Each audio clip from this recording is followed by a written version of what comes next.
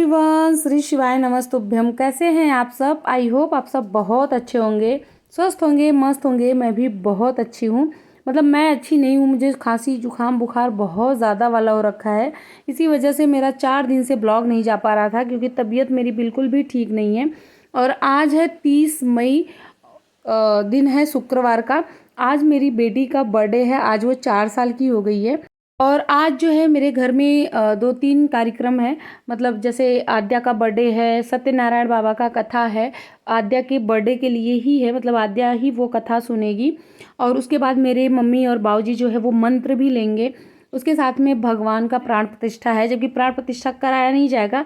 मतलब आज भगवान भी स्थापित होंगे। लड्डू गोपाल मैं लाई थी वृंदावन से, तो अभी तक वो स्थापित नहीं हुए थे। तो आज मतलब उसका दिन भी आज ही है। तो आज 3-4 कार्यक्रम है। उसके साथ में मतलब भंडारा भी है, लोग खाएंगे भी, बहुत सारे लोग खाएंगे। तो सुबह से ही हम लोग काम में लगे लगे हुए थे। अभी जो है कथा की सारी तैयारी बाहर हो रही है। और मैं ब्लॉग स्टार्ट नहीं की थी, तो मैं सोची अभी आद्या को मैं नहला के लेके आई थी, उसको रेडी कर रही थी, तो मैं सोची यहीं से ब्लॉग शुरू कर देते हैं। और मैं भी जो है सुबह ही नहा के तैयार हो गई थी। और गर्मी जो है बहुत ज़्यादा है। यहाँ पे मैं अपनी भांजी को रेडी कर रही थी, और जिसकी अभी नई नई शादी हुई है, जिसकी शादी में मैं आई थी, तो वो भी आई हैं। तो मैं सोची कि उनको मैं पहले अच्छे से उनका मेकअप कर देती हूँ। और इतनी प्यारी लग रही थी, इतनी सुंदर लग रही थी वो। उनका भी वीडियो मैं नहीं बना पाई। जब घर में कोई काम होता है ना, और हम बहू होते हैं, तो हम खुद से ब्लॉग नहीं शूट कर पाते, खुद से वीडियो नहीं शूट कर पाते। अगर कोई कर देता है तो थोड़ी बहुत क्लिप मिल जाती है, नहीं तो फिर कुछ भी नहीं हो पाता है। लेकिन जैसे बेडरूम में हो गया, किचन में हो गया था, तो वो सारी चीज़ें मैं खुद शूट कर रही थी। यहाँ पे देखिए मम्मी और बाऊजी दोनों लोग कथा सुनने के लिए बैठ गए थे। आद्या भी बैठी थी, बट वो अभी उठ के चली गई थी। और गांव के जितने भी लोग थे, जैसे गांव की औरतें होती हैं, तो वो लोग भी, जो लोग थे, सब लोग आ गई थी।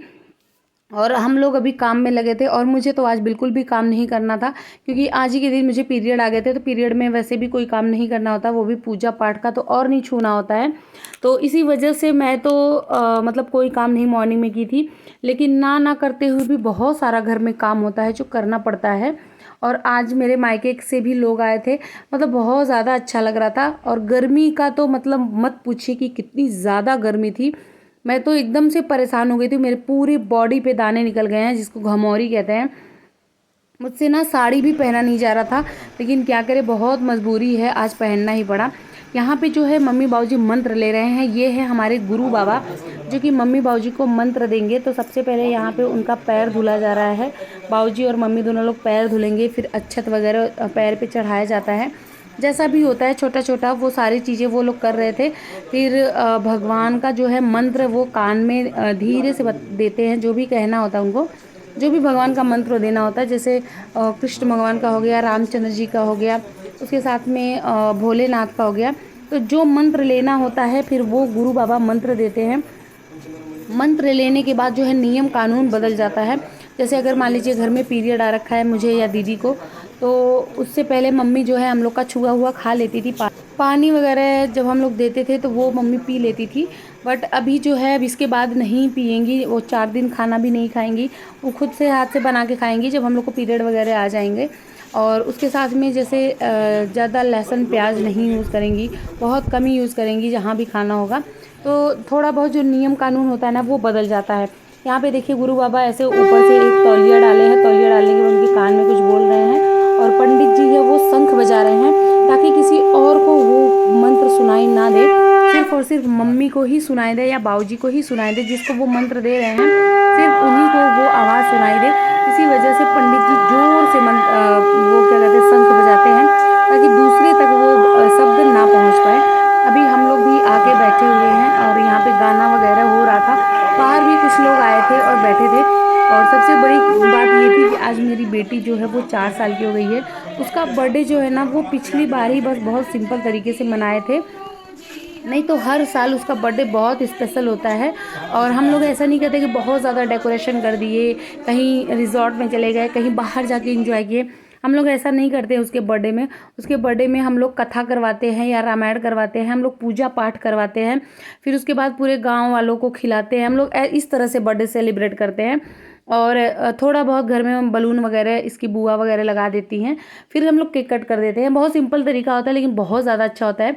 हम लोग हर बर्थडे पे दान पुण्य करवाते हैं उससे, मतलब जितना हो सके उतना दान देती है मेरी बेटी। तो इस टाइप से हम बर्थडे सेलिब्रेट करते हैं और इसी टाइप से करना ही चाहिए। बहुत ज़्यादा मतलब ऐसा नहीं करना चाहिए। मेरे हस्बैंड को तो आप लोग बिलीव नहीं करेंगे, उनको केक काटना बिल्कुल भी पसंद नहीं है। लेकिन फैमिली वालों के साथ में उसका बर्थडे सेलिब्रेट होता है तो जैसे भैया वगैरह मेरे लेके आते हैं तो वो केक काट देती है। लेकिन मेरे हस्बैंड को बिल्कुल पसंद नहीं है कि वो केक काटे।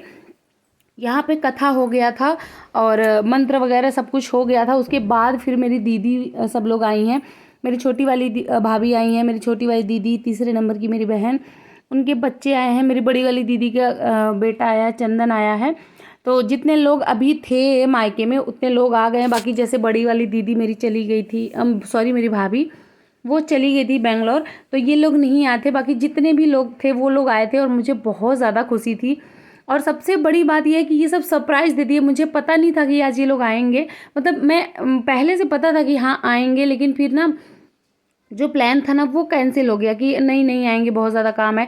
जैसा कि दीदी का गृह प्रवेश अभी जस्ट हुआ है तो उसके घर में अभी भी काम चल रहा है। बिल्कुल भी उसके पास टाइम नहीं था कि वो आ जाए। उसकी तो मैं उम्मीद ही नहीं की थी कि वो आएगी, क्योंकि वो बहुत ज़्यादा बिजी थी। भाभी भी अभी एक दिन पहले अपने मायके चली गई थी तो मुझे नहीं पता था कि वो वापस मायके से आ गई हैं। तो किसी का नहीं पता था, सब बोल दिए थे कि नहीं आ पाएंगे, हम लोग बहुत बिजी हैं।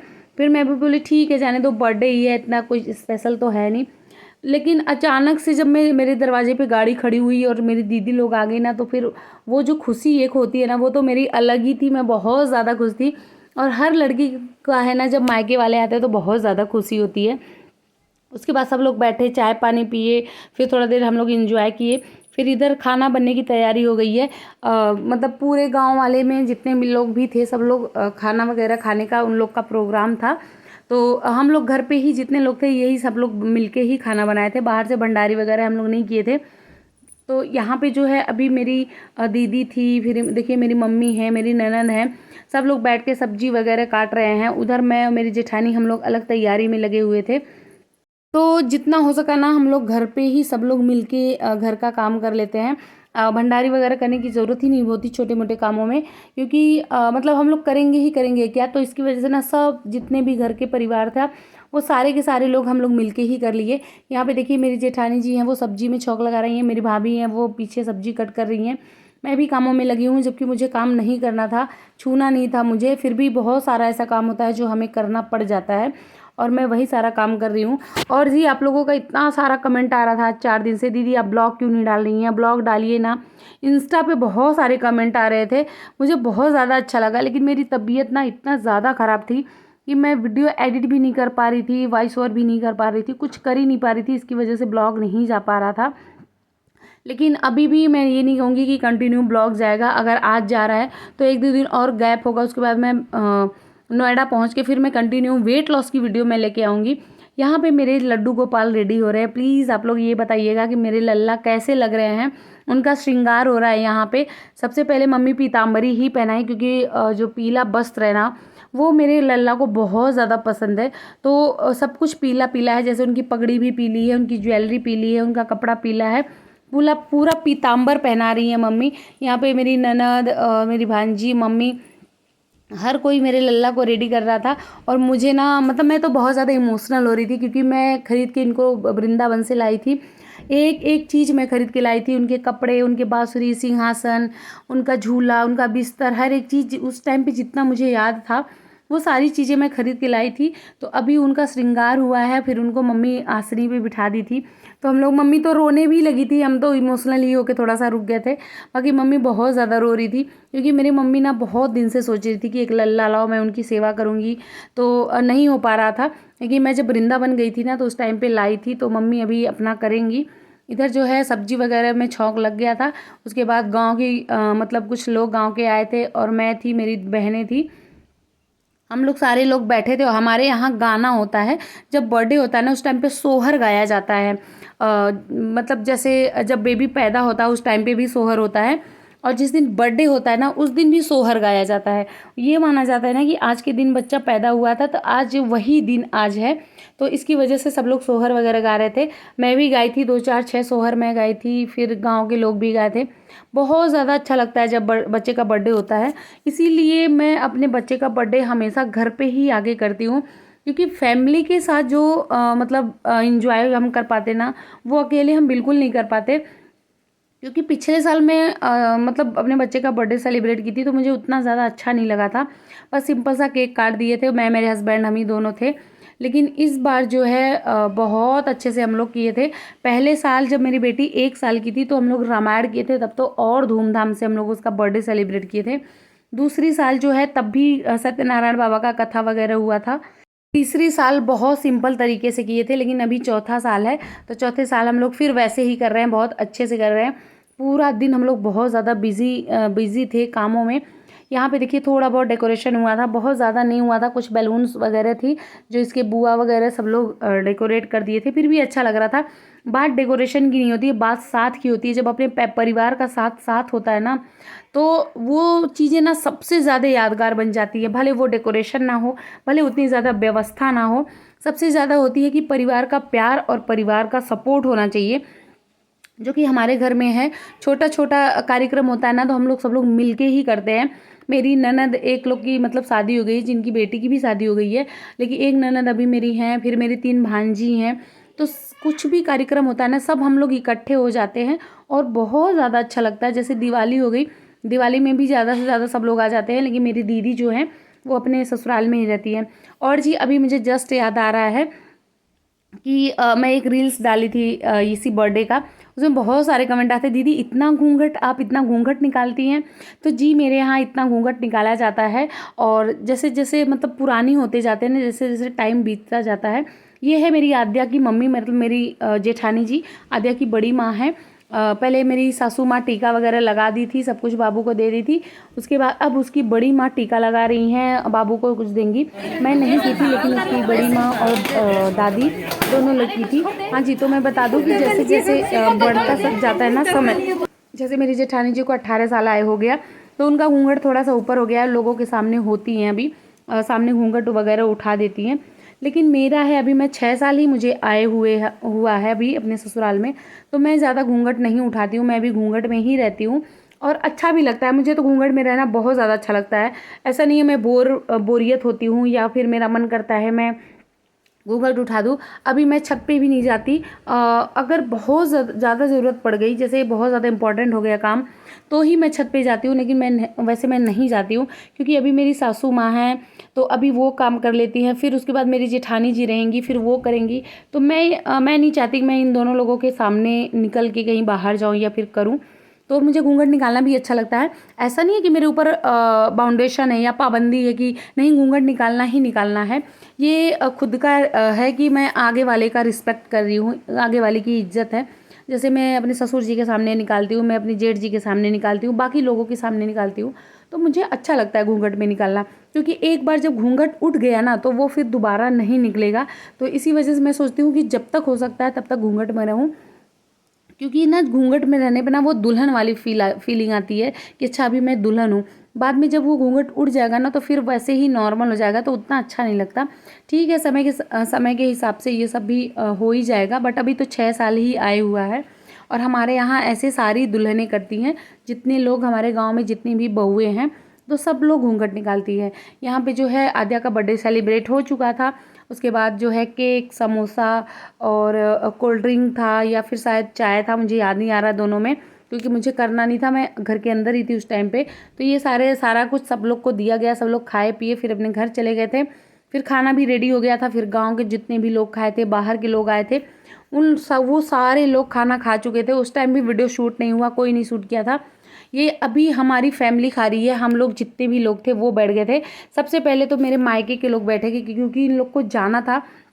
और अभी जो टाइम हो रहा है ना वो रात के 10 बज रहा है, 10 बजे रात को सबसे पहले मेरे मायके के लोग खा रहे हैं, जैसे दीदी हो गए, बच्चे हो गए, क्योंकि इन लोग को खा खा के निकलना था। और मेरा देखिए मैं कैसे साड़ी पहनी हूँ, मैं इतना ज़्यादा गर्मी से परेशान थी कि मुझसे अब रखा ही नहीं जा रहा था कि 1 मिनट में साड़ी रखूँ, यही मन कर रहा था बस अब चेंज करूँ और नाइटी पहन लूँ, क्योंकि ना मुझे घमौरियाँ बहुत ज़्यादा हो गई थी और मैं गर्मी से बहुत परेशान हो गई थी।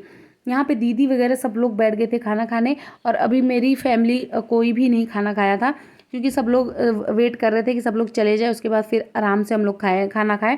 खाना खाने के बाद खूब डांस भी हुआ था। मेरी ननद, मेरी भांजी, खासकर आद्या, बहुत ज़्यादा ये लोग डांस किए थे।